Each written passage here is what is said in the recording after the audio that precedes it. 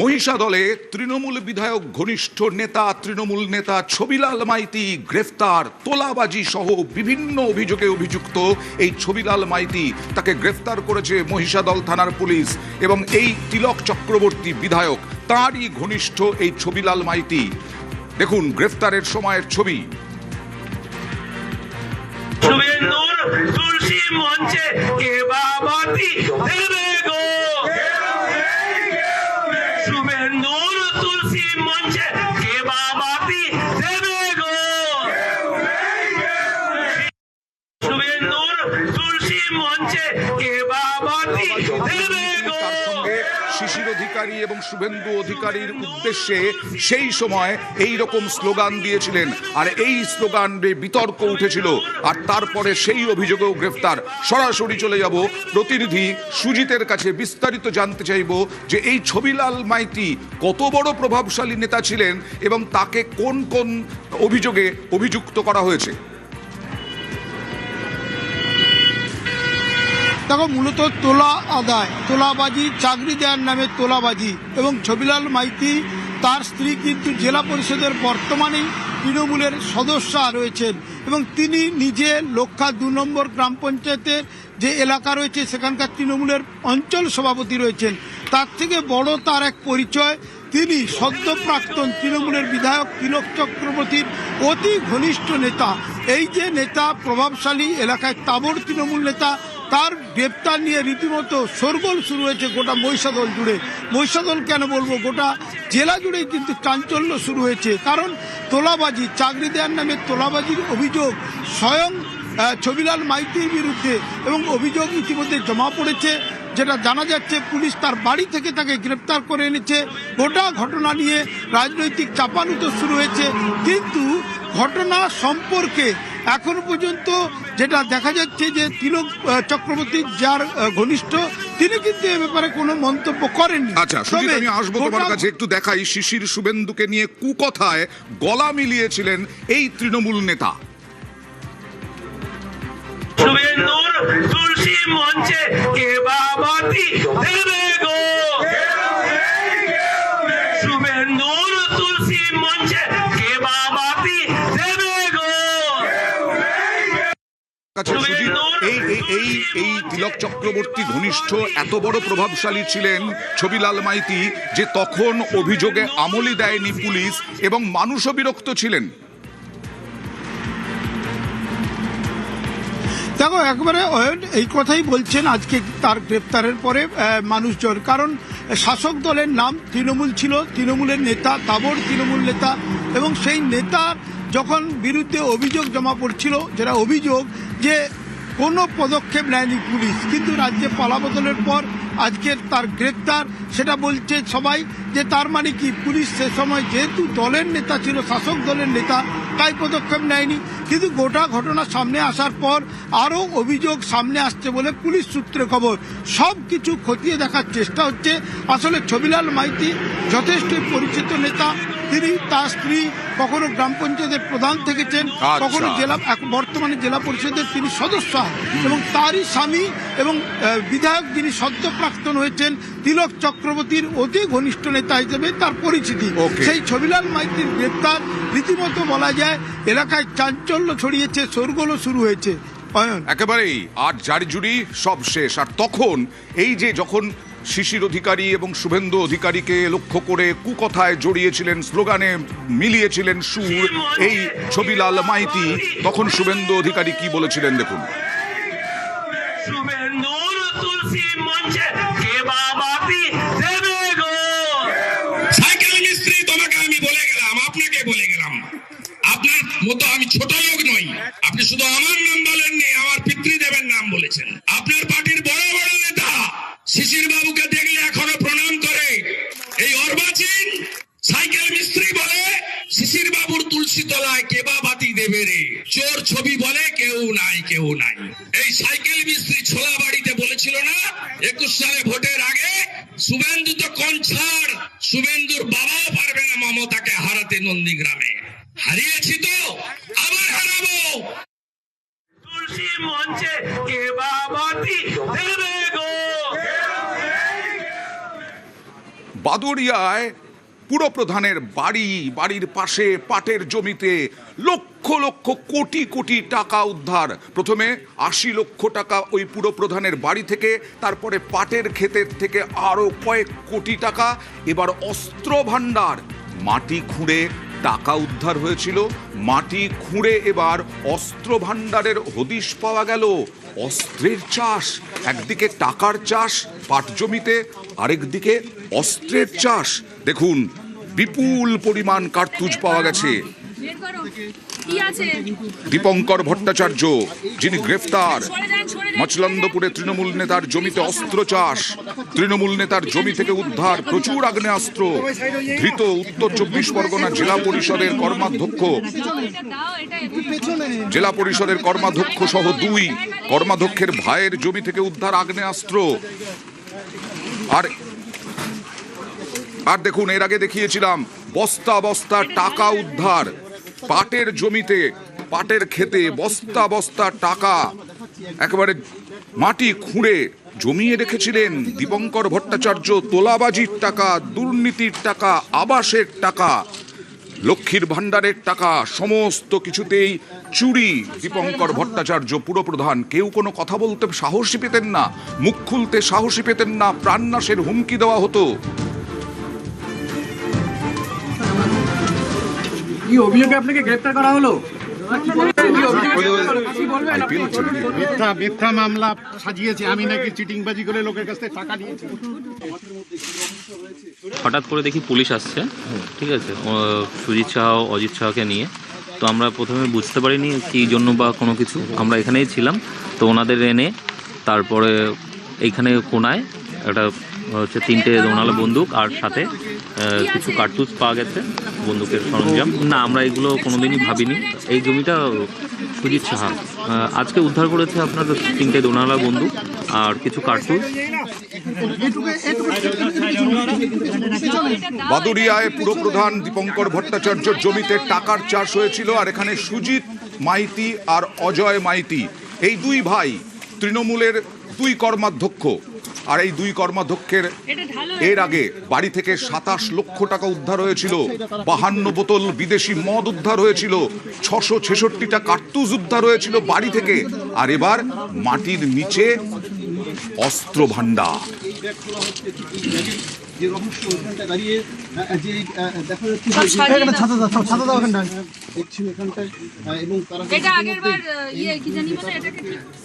এবার রাজমহল দেখাবো।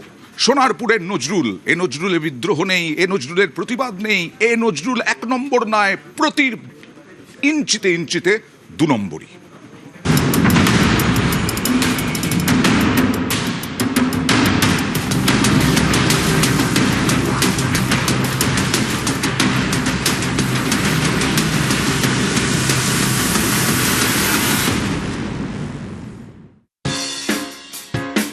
প্রথমে সাইকেল, তারপর বাইক,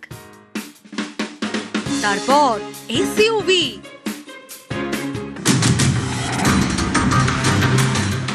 সোনারপুরের দাপুটে তৃণমূল নেতা নজরুল আলী।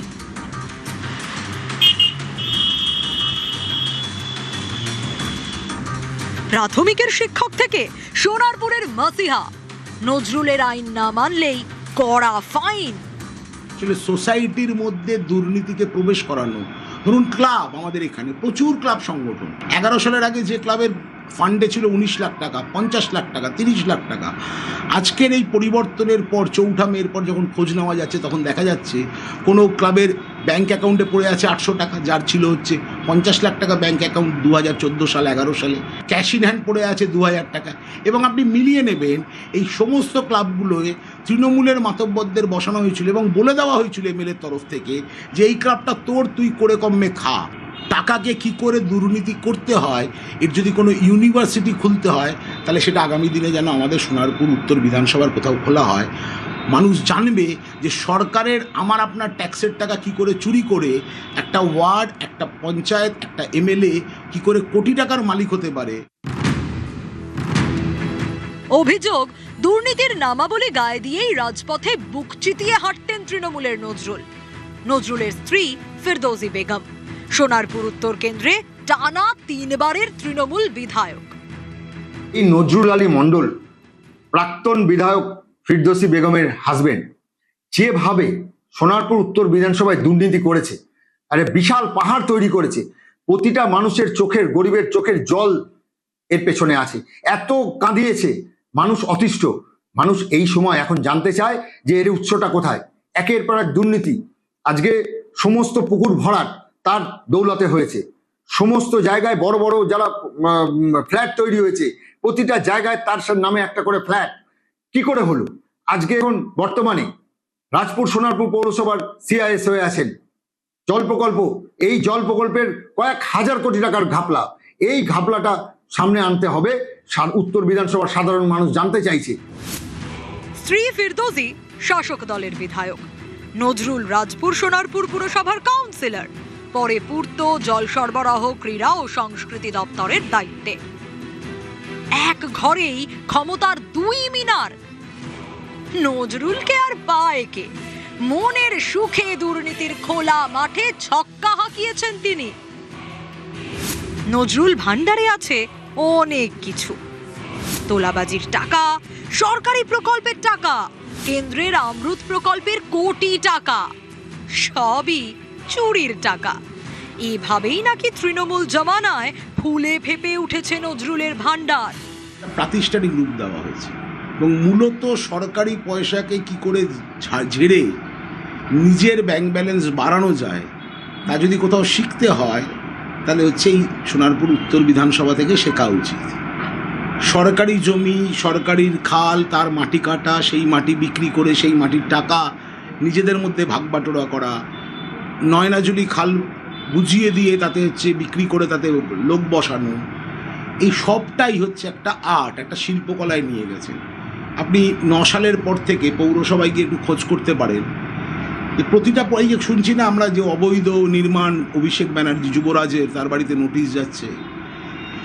আমাদের 9 সালের পর থেকেই বিগত 15-17 বছর আমাদের রাজপুর সোনারপুর পৌরসভায়, বিশেষ করে এই 17টা ওয়ার্ড, এখানে যা হাউজিং হয়েছে, যা প্রজেক্ট হয়েছে, আপনি যদি পৌরসভায় একটু খোঁজ করে দেখেন দেখবেন এই হাউজিং 11 সালের 9 সালের পর যেগুলো হয়েছে তার প্রায় 80% প্ল্যান বহির্ভূতভাবে হচ্ছে করেছে। 2011 অস্থাবর সম্পত্তি 18.5 লক্ষ টাকার, 2021-এ 60 লক্ষ ছুঁই ছুঁই, 2021-এ মোট সম্পত্তির পরিমাণ 1,30,00,000 টাকা। লক্ষ থেকে কোটি তরতরিয়ে গিয়েছে নজরুলের নৌকা, সামনে সাদা, অন্দরে হাজারো কালো। প্রাথমিক স্কুলের শিক্ষক থেকে ধনী, ঘরে বাইরে কোটি টাকার সম্পত্তি, টাকার পাহাড়, অভিযোগের পাহাড় আর শোষণের যন্ত্রণা।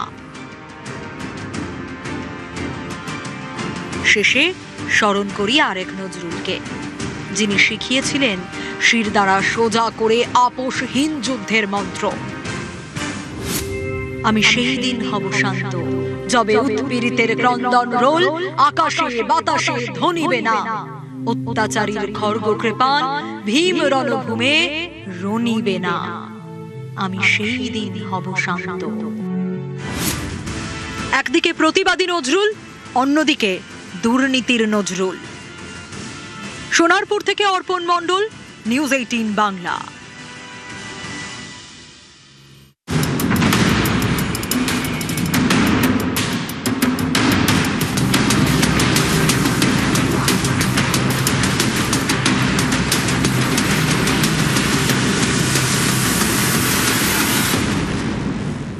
গতকাল প্রাক্তন মন্ত্রী, প্রাক্তন প্রদেশ কংগ্রেস সভাপতি মানস ভূঁইয়া, তার বিরুদ্ধে অভিযোগ উঠেছিল সবংয়ে নাকি তিনি কৃষকের জমি দখল করে ভেড়ি তৈরি করেছেন। ভেড়ির অভিযোগ উঠেছিল।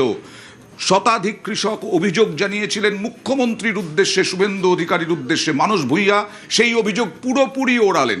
তিনি বললেন তার নিজস্ব 70 বিঘা জমিতে অন্যরা চাষ করে, কেন তার দরকার হবে অন্যের জমি দখল করে ভেড়ি তৈরির? কি বললেন দেখুন।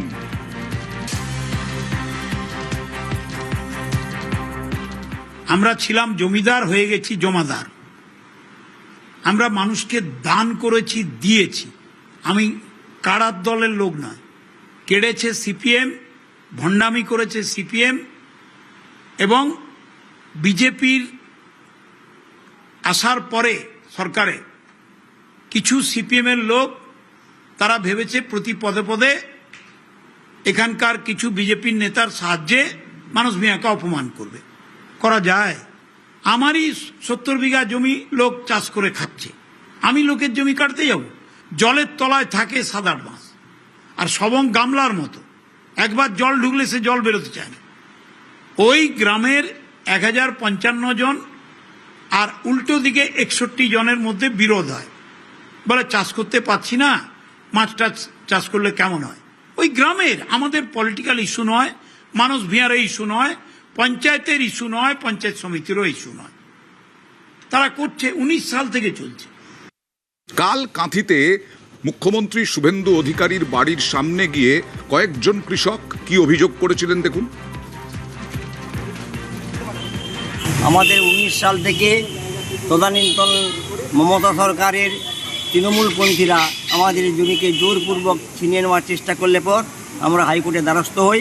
সেখানে আমরা প্রথমে BDO, BLRO, OC, SP, DM সাহেবের এবং এডিএম এর কাছে অভিযোগ করি। কিছু কার্যকরী নেওয়ার জন্য আমরা মহামান্য উচ্চ আদালতে যাই। সেই নির্দেশকে কার্যকরী না করাইবার জন্য মানুষ মিয়ার প্রচেষ্টায় তাদেরকে প্রভাবিত করে ভুল তথ্য পরিবেশন করে আমাদের জমিকে অধিকৃত করে রাখছে। এই জন্য আমাদের নবনির্বাচিত মুখ্যমন্ত্রী আমরা দ্বারস্থ হয়েছি, যাতে আমরা কৃষকগণ জমি ফেরত পাই।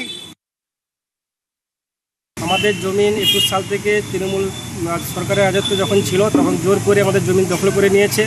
আমরা প্রশাসনের কাছে অনেকবার দ্বারস্থ হয়েছি, কিন্তু কোনো সুরাহা পাইনি। তৃণমূলের নেতা মানুষ মিয়ার নেতৃত্বে ওদেরকে চাপিয়ে দিয়েছে, আমাদের কোনো কাজকর্ম করতে দেয়নি, আমাদের চাষিদেরকে মারধর করেছে এবং মিথ্যা মামলা দিয়েছে, জেল খাটিয়েছে। আমরা চাষিরা নিরুপায় হয়ে পড়েছি, আমরা খেতে পাচ্ছি না। তাই জন্য আমরা এসেছি মুখ্যমন্ত্রীর কাছে, বাড়িতে এসেছি যাতে সুরাহা হয়। বাংলায় চলছে 3D action, detect, delete, deport, অনুপ্রবেশকারীদের সীমান্ত পার করার। আর এইটাই তৎপরতা তুঙ্গে ওড়িশা সরকারের। ওড়িশার সীমানায় একেবারে সতর্কতা তুঙ্গে, নিরাপত্তা তুঙ্গে, ড্রোন উড়িয়ে। এই বিষয়ে আমাদের সঙ্গে আমরা কথা বলেছিলাম, আমাদের সহকর্মী রুমেলা কথা বলেছিলেন ওড়িশা নিউজ 18 ওড়িশার অ্যাসোসিয়েট এডিটর মানসের সঙ্গে। বাংলায় 3D এবং সতর্ক পড়শি রাজ্য ওড়িশা। অ্যাসোসিয়েট এডিटर मानस रंजन दास এই মুহূর্তে রয়েছেন আমাদের সঙ্গে, সরাসরি তার কাছে চলে যাই। मानस जी, यहाँ पे जो चेकिंग चल रही है ओडिशा सीमाना में, वो कितना जोरदार से चल रही है? कहाँ पे ज्यादा चेकिंग हो रही है अभी? देखिए रुमेला जी, जब पश्चिम बंगाल के नए मुख्यमंत्री शुभेंदु अधिकारी जी ने बांग्लादेशी घुसपैठियों को टॉन्ट मारा, यहाँ पे उड़ीसा में हमें टेंशन आ गया। कारण ये है कि जब बांग्लादेशी घुसपैठियों को निकल जाओ और गेट आउट कह दिया गया, डिटेक्ट, डिलीट एंड डिपोर्ट कह दिया गया, पहचानो, निकालो और यहाँ से निकल जाओ, ये 3 शब्द कहने के बाद वो तो बांग्लादेश जाने की कोशिश करेंगे, मगर सबसे इजी वे है उड़ीसा आना। और जब एक ही जगह में भारत और बांग्ला आस पास है, रोडवेज खुला है, ट्रेन रेलवे स्टेशन खुला है, और यहाँ पे जो एक लंबी समुद्री तट है 480 किलोमीटर की, वो भी खुली है। और कहा जा रहा है कि जो बांग्लादेशी घुसपैठियां बंगाल में हैं वो उड़ीसा आ सकते हैं। इसीलिए जगतसिंहपुर, केंद्रापड़ा, भद्रक, ऐसे बहुत सारे जिला हैं जो कि समुद्र तटवर्ती जिलाएं कहा जाता है उनको, वो जगह में अभी अलर्ट जारी किया गया है। कुछ 5-6 पॉइंट को लेके वहां पे पुलिस तैनाती कर रही है, और मैं उस 4-5 पॉइंट आपके सामने रखना चाहता हूं। यहाँ पे बांग्लादेशी बिना कागजात में उड़ीसा में घुस सकते हैं, और डर का माहौल है क्योंकि उड़ीसा में पहले से ही बहुत सारे बांग्लादेशी हैं, और कहा जा रहा है कि उड़ीसा सरकार भी प्लान कर रही है कि उनको कैसे निकाले। मगर अभी अगर बांग्लादेशी घुसपैठिया बंगाल से यहाँ आ जाए तो बहुत कुछ गलती हो सकती है। और कहा जा रहा है समुद्री तट पर 24/7 निगरानी रखी जा रही है, मछुआरों की मदद से खुफिया जानकारी जुटाई जा रही है। कहा जा रहा है कि तटीय गांव में पुलिस, राजस्व और वन विभाग की टीमों को तैनात रखा गया है और कोस्ट गार्ड और नेवी के साथ मिलकर पुलिस काम कर रही है। और जो विजुअल हम दिखा रहे हैं आपके न्यूज 18 बांग्ला के माध्यम में, हम देख पा रहे हैं कि वहां पे कैसे ड्रोन के माध्यम से और वहां पे जो बोट है वहां पे पेट्रोलिंग किया जा रहा है। और रोडवेज और ट्रेन और रेलवे स्टेशन में कुछ नहीं किया गया है, मगर पुलिस इसके बारे में बहुत कुछ बातचीत कर रही है, ऐसे कुछ खबरें सामने आ रही है। और 5 समस्याओं को पुलिस अपनी नजर में रखी है। पहली समस्या अवैध घुसपैठ, द्वितीय समस्या जो है अपराध की वृद्धि, क्योंकि बांग्लादेशी जब बहुत तैनात से उड़ीसा आएंगे तो यहाँ पे लॉ एंड ऑर्डर कंडीशन भी बुरी हो सकती है। और यहाँ पे और कुछ चीजें कहा जा रहा है, जो कोस्टल एरिया में 18 समुद्री पुलिस स्टेशन है वहां पे हाई अलर्ट जारी किया गया है। और जो बात कहा जा रहा है कि 24/7 कंट्रोल रूम बनाया गया है वहां पे, और रात में पेट्रोलिंग बढ़ाई गई है। और कहा जा रहा है ऐसे कुछ जगह है और सीमाओं पर ऐसे कुछ गांव है जिसके अंदर घुसकर घुसपैठियां आ सकती है। और इस समय तो कह दिया है शुभेंदु अधिकारी जी ने कि आप चले जाइए, नहीं तो एक्शन होगा।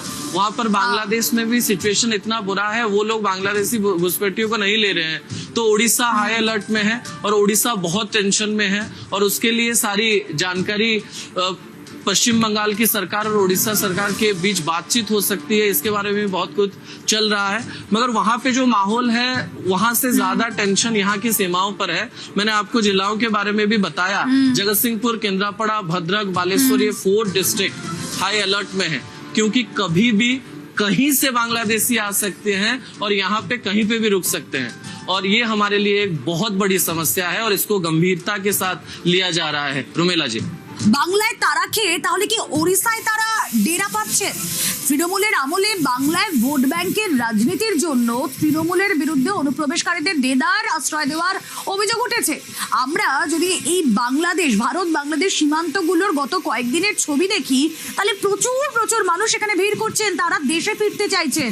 বিজেপি সরকার এই অনুপ্রবেশকারীদের বিরুদ্ধে ডিটেক্ট, ডিলিট, ডিপোর্ট এই 3D অ্যাকশন নিয়েছে। বাংলায় অ্যাকশনে কেন ওড়িশা সীমানায় সতর্কতা বাড়ছে, এটাই এখন সবথেকে বড় প্রশ্ন। আসুন তার উত্তর খুঁজি। সহকর্মী কৌশিক দাশগুপ্ত রয়েছেন নিউজ রুম থেকে। কৌশিক, কয়েকদিন ধরেই আমরা যেটা দেখাচ্ছিলাম যে সীমান্ত দিয়ে বাংলাদেশিরা ফিরে যাচ্ছেন, এবং এইটাই প্রশ্ন ছিল যে বলা হচ্ছিল যে চাচা আপন প্রাণ বাঁচা। শুভেন্দু অধিকারী মুখ্যমন্ত্রী তিনিও বুঝিয়ে দিয়েছিলেন যে এই রকম কড়াভাবেই 0 টলারেন্স, অনুপ্রবেশ নিয়ে 0 টলারেন্স। কি তারপর থেকেই ওড়িশা সীমানে দেখা যাচ্ছে এরকমভাবে কড়া নজরদারি, 4টে জেলায় হাই অ্যালার্ট। কিন্তু কেন? এটা কিন্তু আজকের বিষয় নয়, এটা কিন্তু গত কয়েক বছর ধরে ওড়িশাবাসী এটা ফিল করেছে। সেইটা কি ফিল করেছে, কি হয়েছে, এটা বোঝার জন্য আমাদের কিন্তু ম্যাপটা দেখতে হবে। তার জন্য আমাদের যেতে হবে ম্যাজিক ওয়ালে। এই হচ্ছে ওয়েস্ট বেঙ্গল। ওয়েস্ট বেঙ্গলের পাশেই গা লাগোয়া রাজ্য ওড়িশা। পশ্চিমবঙ্গের হাওড়া থেকে ন্যাশনাল হাইওয়ে 16 যায় চেন্নাই পর্যন্ত। এই ন্যাশনাল হাইওয়ে 16টা পুরোটাই যায় ওড়িশা হয়ে চলে যাবে চেন্নাই। ফলে সড়ক পথে এই অনুপ্রবেশকারীরা কিন্তু সহজে ওড়িশায় ঢুকতে পারে।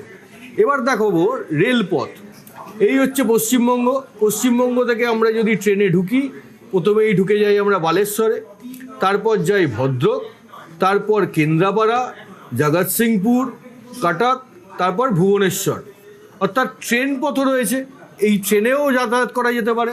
এর পাশাপাশি রয়েছে বে অফ বেঙ্গল, অর্থাৎ বঙ্গোপসাগর, যেখানটা পুরোটা খোলা। ট্রেন পথ, সড়ক পথ এবং জলপথ, 3 দিক দিয়েই কিন্তু পশ্চিমবঙ্গ থেকে বিতাড়িত অনুপ্রবেশকারীরা চলে যেতে পারে, ঢুকে পড়তে পারে ওড়িশায়। এই আশঙ্কার কারণেই ওড়িশার সীমানায় এখন কিন্তু কয়েক গুণ বাড়ানো হয়েছে নজরদারি। এইটা একটা যেমন জিনিস, এর পাশাপাশি আরেকটা জিনিস আমাদের বুঝতে হবে, সেটা হচ্ছে ওড়িশায় গত কয়েক বছরে কিন্তু এই অনুপ্রবেশকারীরা ঢুকেছে বলে অভিযোগ উঠেছে। বাংলাদেশ থেকে তারা বাংলায় ঢুকে তারা দেশের নানা প্রান্তে যেমন ছড়িয়ে পড়েছে, তেমনই গেছে ওড়িশায়। এবং ওড়িশায় গিয়ে তারা বিভিন্ন জায়গায় নানা রকম টুকটাক কাজ করেন। কেউ ঠেলায় ফল নিয়ে বিক্রি করেন, কেউ রাজমিস্ত্রির কাজ করেন, কেউ হয়তো ইট ভাটায় কাজ করেন। এইটা হচ্ছে দিনের কাজ। অভিযোগ যে দিনে যারা এই কাজ করতেন তারা রাতে নানা রকম দুষ্কর্ম করে বেড়াতেন, চুরি জোচ্চুরি এরকম সব করে বেড়াতেন। এই যে অভিযোগ, এই কারণেই গত কয়েক মাস আগে, ভোটের আগে, এইখানে যে একটা পারসেপশন তৈরির চেষ্টা করা হচ্ছিল যে বাঙালিরা ওড়িশায় আক্রান্ত হচ্ছে, আদতে কিন্তু ঘটনাটা তা নয়। আদতে ঘটনাটা হচ্ছে এই যে অনুপ্রবেশকারীরা তারা গিয়ে ওড়িশায় এই কুকর্মগুলো করে বেড়াতেন, যেই কারণে তাদের মধ্যে কয়েকজন আক্রান্ত হয়েছিলেন ওড়িশায়, যেটাকে এখানে ওরকমভাবে প্রচার করা হয়েছিল বলে অভিযোগ। এর পাশাপাশি আরও একটা বিষয়, এই যে বাংলাদেশিরা ওড়িশায় ঢুকে গিয়ে তাদের নানা রকম কাজকর্ম শুরু করে দেন, এর ফলে ওড়িশার যারা স্থানীয়রা তারা কাজ হারাচ্ছিলেন। এইটাতে কিন্তু সোশিও ইকোনমিক যে ফাইবার রয়েছে ওড়িশার, সেইখানে কিন্তু একটা ধাক্কা খাচ্ছিল। এবং তার সঙ্গে সঙ্গে তো আইন শৃঙ্খলার প্রশ্ন রয়েছে। এই সব কিছু মাথায় রেখেই ওড়িশা সরকার কিন্তু অত্যন্ত সতর্ক। তবে একটা বিষয়, ওড়িশাতেও কিন্তু এবার এসআইআর শুরু হচ্ছে। পশ্চিমবঙ্গে যেমন এসআইআর হয়েছে, তেমন ওড়িশাতেও এসআইআর হচ্ছে, এবং ওড়িশা সরকার মনে করে এসআইআর হলেই এই অনুপ্রবেশকারীদের যদি কেউ ঢুকে পড়ে তারা আর ওড়িশায় থাকতে পারবে না। কিছুক্ষণ আগে বলছিলাম যে 3D অ্যাকশন শুরু হয়েছে এ রাজ্যে, আর 3D অ্যাকশনে আবারও শুভেন্দু অধিকারীর প্রশংসায় কেন্দ্রীয় স্বরাষ্ট্রমন্ত্রী অমিত শাহ। हमारी सुरक्षा गिरिड में सबसे बड़ी कमी थी बंगाल की अधूरी बॉर्डर फेंसिंग। भौगोलिक परिस्थिति तो हम बदल नहीं सकते, मगर जहां जमीन है, बॉर्डर फेंस बन सकती है, वहां पर भी हमें अब तक जमीन नहीं। कुछ दिन पहले ही बंगाल की जनता के आशीर्वाद से बंगाल में शुद्ध रूप से भारतीय जनता पार्टी की सरकार बनी है, और मुख्यमंत्री जी ने एक ही सप्ताह के अंदर फेंसिंग के लिए सारी भूमि देने का फैसला सैद्धांतिक रूप से कर दिया है, और कुछ जमीन तो देने का भी काम हो रहा है। तो आने वाले दिनों में बीएसएफ के जवानों के पराक्रम, साहस और कर्तव्य निष्ठा के कारण पूरी बॉर्डर सुरक्षित होने जा रही है, और इसमें भारत सरकार तकनीक का भी सहारा लेकर आपकी मदद में जरूर खड़ी रहेगी। इसके लिए हम पूरा प्रबंध कर रहे हैं।